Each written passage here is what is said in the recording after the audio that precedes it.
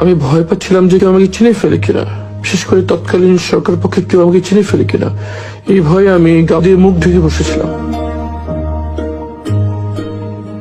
অনেকক্ষণ বসে থাকার পর যখন দেখলাম এক এক ওখানকার স্টাফরা আসছে, তখন আমি যে গার্ডের সাথে কথা বলার চেষ্টা করলাম।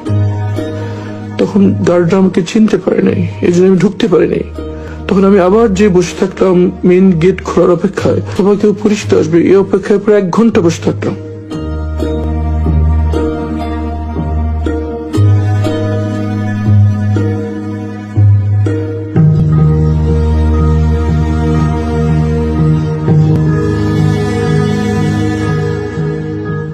এক ঘন্টার মধ্যে আমি বসে থাকলাম, কিন্তু পরিচিত কাউকে পেলাম না।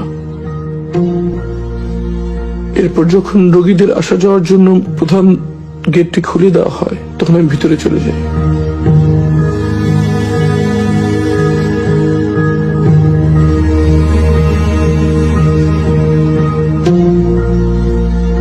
মনের ভিতরে প্রচন্ড আশঙ্কা কাজ করছিল।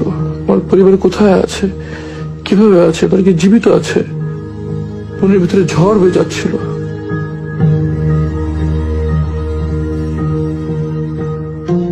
একটু পর ইবনে সিনার পিআর অফিসার আশরাফ সাহেব সেখানে আসেন।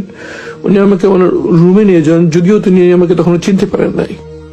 আমি ওনার কাছে স্মার্টফোনটা নিয়েই আমি গুগলে যাই এবং আমার নাম সার্চ দিই।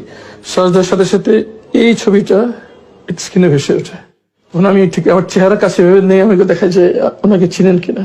তখন সাথে সাথে ভাই আমাকে চিনতে পারে এবং খুব আবেগ আপ্লুত হয়ে পড়েন আর কি।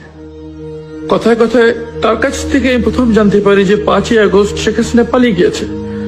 আমি তো বিশ্বাসই করতে পারছিলাম না, আমার কাছে স্বপ্নের মতো মনে হচ্ছিল।